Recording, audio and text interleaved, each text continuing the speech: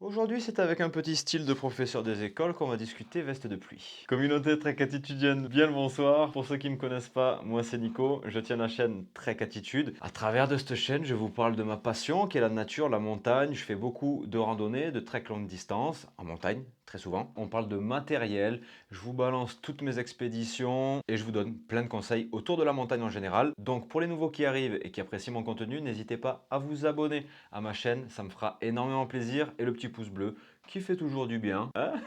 Allez, donc aujourd'hui, je voulais vous parler des vestes de pluie, comment bien les choisir, quels sont un petit peu les critères de sélection pour moi, et moi, du coup, qu'est-ce que j'utilise quand je pars en trek longue distance. Je vous le précise tout de suite, on va pas parler de caractéristiques techniques de chaque veste, les membranes, etc. On va survoler tout ça. Je vais juste vous expliquer comment moi je fais mes choix, tout simplement. Donc déjà, première chose à définir, quelle utilisation? Est-ce que je veux une veste de pluie qui va me servir que l'été? Est-ce que c'est une veste de pluie qui va me permettre donc d'aller dans la neige, d'affronter des blizzards l'hiver, etc. Donc voilà, il faut choisir sa veste en fonction de ce qu'on veut en faire. Forcément, qui peut le plus, peut le moins. Vous pouvez prendre une veste de pluie en Gore-Tex, plus lourde, plus grosse, avec plus d'accessoires, etc.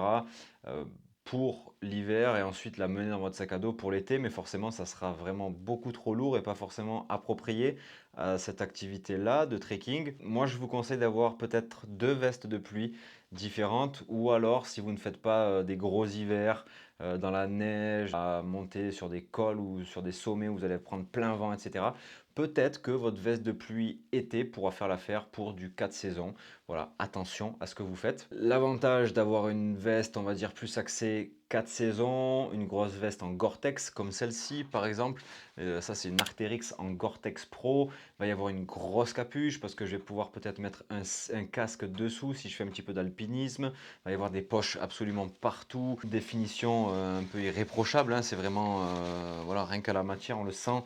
C'est bon, voilà, c'est le top du top de la veste de pluie. Choisissez bien votre veste en fonction de vos activités. Point. Deuxième chose à prendre en compte, l'imperméabilité et la respirabilité de votre veste. Forcément, au plus la veste est imperméable, au plus ça sera compliqué d'évacuer la chaleur, le surplus de transpiration. Donc oui, forcément, on transpirera dans une veste de pluie. Si on commence à faire un effort intense, on va commencer à chauffer à l'intérieur et ça sera beaucoup moins respirant qu'une petite polaire ou une soft shell. Par contre, moi j'aime bien partir sans trop me faire de soucis en me disant c'est sûr que ma veste elle fera l'affaire.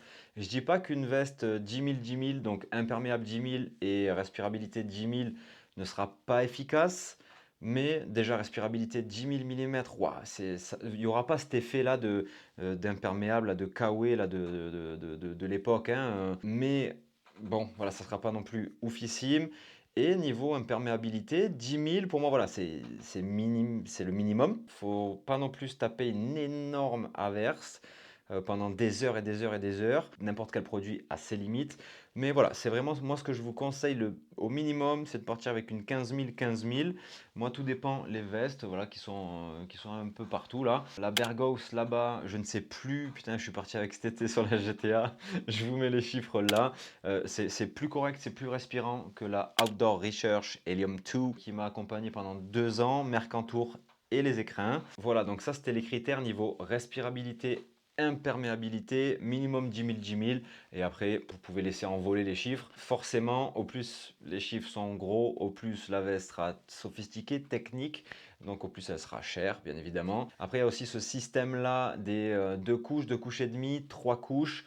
Trois couches, ça sera beaucoup plus efficace. On gagnera en imperméabilité. Des technologies font que ça reste quand même assez respirant. Il y a pas mal de vestes qui ont donc des ouvertures sous les aisselles pour faire évacuer justement ce surplus-là de transpiration, de chaleur corporelle. Bon, je dis pas que quand vous allez ouvrir, vous allez sentir une différence énorme, mais je dis pas que ça sert à rien non plus. C'est efficace, ça a ses limites, forcément. Donc voilà, je vais pas vous faire un discours énorme sur les deux couches et demie, trois couches. En fait, c'est des superpositions de matières qui font que, en gros, voilà, votre veste sera plus résistante, plus imperméable ou moins, etc. Bref, on va pas rentrer dans ces détails-là. Si vous avez besoin de plus de détails, sur les produits qui sont derrière moi ou sur ce que je vous dis, vous mettez un commentaire. Voilà, ça sera plus simple. Je vous réponds, on échange. Il y a peut-être d'autres personnes qui vont venir vous aider. C'est aussi le but des commentaires. C'est pour ça que je rentre pas dans une vidéo barbante, hyper longue, hyper pointue, où je vais vous parler de trucs, bref, 2 couches et demie, 3 couches. Voilà, on parle de veste imperméable. Si vous avez des questions que vous ne comprenez pas, vous venez en dessous. Par exemple, cette Stormline là de chez Black Diamond, ça c'est une veste que j'adore parce qu'elle est plus robuste que mes vestes ultralight pour partir l'été. Là on est sur 180 grammes, celle-ci 160 grammes et celle-ci 260 si je dis pas de bêtises, si mes souvenirs sont bons. Donc ben, c'est 100 grammes plus lourd. Par contre, il y a des petits détails en plus. Cordon de serrage au niveau donc de la taille, une capuche plus ample avec une petite visière. Euh, on, on sent que c'est quand même un peu plus robuste, entre guillemets. Vous voyez ce genre de petit truc là qui fait un petit peu la différence, hein. C'est cool, il y a un cordon de serrage tout autour pour venir serrer la capuche. Bien évidemment, tout ce qui est couture, c'est doublé à l'intérieur, hein. Il n'y a pas de risque donc d'entrée d'eau. Sous les aisselles, comme je vous disais, tac, la petite ouverture pour faire respirer un petit peu tout ça, hein, quand on marche avec ben voilà, hein, des petits détails qui font que c'est super cool, des poches, enfin bref, des choses qu'on ne retrouve pas sur ce genre de veste là. La Helium 2 de chez Outdoor Research, celle-ci là, ben en fait c'est simple, il n'y a pas de poche, il y a juste une petite poche là au niveau du pec gauche là, mais sinon c'est tout. Pas d'ouverture sous les aisselles, pas de poche, rien. C'est minimaliste. Par contre, celle-là, la Bergos là-bas, j'ai deux petites poches ici sur les côtés. On en revient après, je vais vous parler un petit peu des accessoires qui font aussi mes choix. Bon, pour ceux qui suivent l'aventure, vous savez que je suis quand même un peu un obsédé du poids. C'est un critère aussi qui rentre en compte quand je choisis une veste de pluie, le poids. Je vous garantis, c'est super important. C'est des choses importantes à prendre en compte quand on fait un sac, quand on veut partir longtemps sur un sentier. C'est vraiment quelque chose qu'il ne faut pas négliger. Donc, ben aussi la veste de pluie. Je prends en compte le poids. Je vais juste vous donner des critères. Pour moi, au-dessus de 250-260 grammes, pour une veste de pluie que je vais prendre donc pour l'été, pour mes treks longue distance, c'est au-delà, c'est trop lourd. Même maintenant, pour moi, 250 grammes, c'est trop lourd. Pour des personnes qui chipotent un peu moins, voilà, 250 grammes, 260 grammes, c'est bien. Allez, pour des personnes qui mettent du L, 280, 300 grammes, mais max pour l'été, ça sert à rien d'avoir quelque chose qui pèse plus lourd. Il y aura des accessoires, etc., ça vous servira pas. Donc, allez, 300 grammes pour les personnes assez grandes et 250, 260 grammes pour les personnes de mon gabarit, 1m72, 60, 62 kg. Voilà, c'est les clous pour une veste de pluie conçue pour l'été. Et pour une veste plus axée sortie hivernale, en Gore-Tex, etc., comme cette veste-là, hein, donc qui est beaucoup plus robuste, avec des accessoires un peu partout. Pour moi, au-delà de 600 grammes, laissez tomber, c'est trop, trop, trop, trop lourd. Celle-ci est à 550 grammes, je crois. Et enfin voilà, juste l'encombrement que ça prend dans votre sac, vous dites waouh.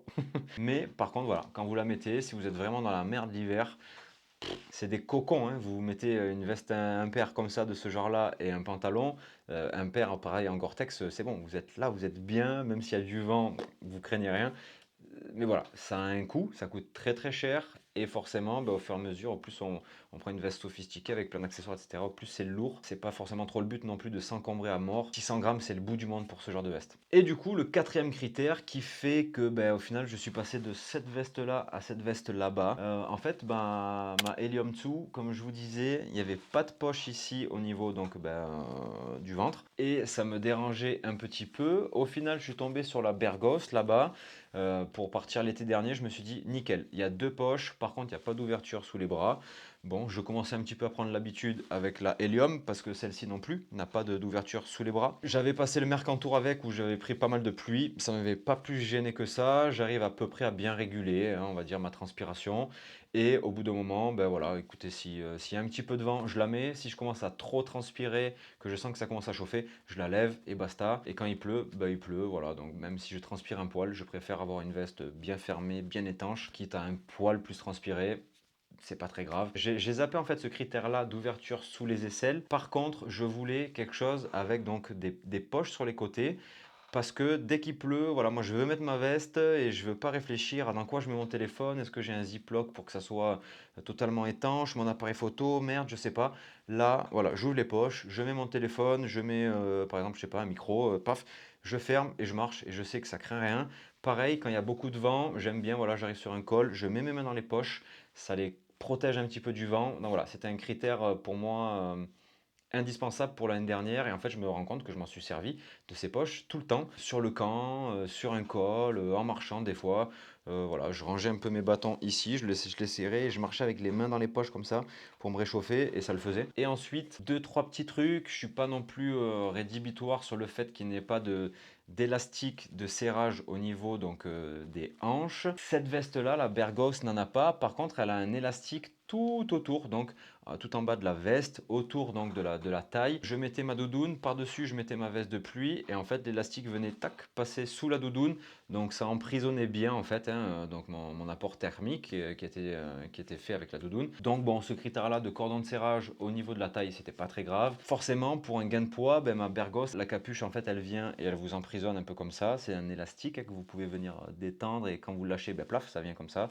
Pareil pour les poignets et les hanches. Petit bémol, quand vous avez par exemple une montre, c'est un peu chiant parce que vous venir tirer l'élastique, la passer, c'est un peu galère. Mais bon, si c'est que ça, voilà. Donc c'est ce qui fait que bah, au final des critères, j'en ai plus trop, à part une bonne respirabilité, une bonne imperméabilité et juste bah, voilà, des poches ici au niveau du ventre. Voilà, c'est les derniers critères moi que j'ai en fait pour, pour une veste de pluie. Pourquoi pas un smoke, comme on appelle, c'est des vestes de pluie en fait, un pullover. Il y a juste un trois quarts qui s'ouvre ici, avec une poche kangourou pour mettre plein de choses. Et c'est tout. C'est aussi léger. Bon, j'ai réfléchi. Niveau respirabilité, c'est pas oufissime. Il y a une poche, grande poche devant, mais je me vois pas être comme ça en fait avec mes mains dedans. Voilà, c'est quand même plus pratique d'avoir des poches ici. Donc bon, je pense que je vais rester sur ça cette année encore. Et bah, écoutez, voilà. Bon, du coup, forcément, comme vous l'aurez compris, les vestes de pluie qui sont derrière moi, elles ont ou elles rentrent encore dans les critères donc, de sélection que j'ai pour choisir donc, une bonne veste de pluie. Par exemple, Yaya, pour cet été, il m'a demandé de lui choisir une veste de pluie. Je sais que Yaya n'est pas trop non plus ultra pointilleux concernant le poids. Lui, par contre, transpire un petit peu. Il m'a demandé quelle veste de pluie je lui conseillais. Bah, du coup, je lui ai conseillé la veste, donc la Black Day, la Stormline Jacket, parce que niveau respirabilité, imperméabilité, c'est correct. En plus, il y a des ouvertures donc sous les aisselles. Lui qui a tendance un petit peu à transpirer plus que moi, ben, ça sera toujours ça de prix. Il y a des poches. Je sais que lui, voilà, il n'est pas trop minimaliste. Il n'y a pas de poche, il n'y a pas de cordon de serrage. Ça le fait vite chier. Il faut une veste qui soit simple, efficace, pas très lourde. Lui, il l'a pris en taille L parce qu'il aime bien être hyper ample pour en mettre une veste, une doudoune par exemple dessous. Moi, je le prends en ma taille parce que je suis quelqu'un qui suis très fin. Donc bon, même avec une petite doudoune, micro doudoune d'été par exemple, bah, ça passe. Donc voilà, ça le fait. Donc voilà, c'était un exemple. J'ai conseillé cette veste-là à Yaya. Il l'a acheté. Du coup, vous le verrez avec cet été. Je vous en dis pas plus, hein, vous saurez bientôt. Voilà, c'était tout simplement ma façon à moi de choisir mes vestes de pluie. Vous savez tout maintenant, hein, je crois. Si vous avez apprécié ce style de vidéo, je vous en propose une juste ici. C'est à peu près le même concept. Je vous donne plein de conseils et des façons de choisir du matos, comment moi je fais, etc. Je pense qu'elle peut vous plaire aussi. N'hésitez pas à aller la voir. Elle est juste là, cliquez. Je vous laisse sur ça. Comme d'habitude, pas trop de folie, s'il vous plaît. Que Dieu vous l'agrandisse, la vie, bien évidemment. Comme dirait mon papy Yves, hasta la cuerta et merci, au revoir.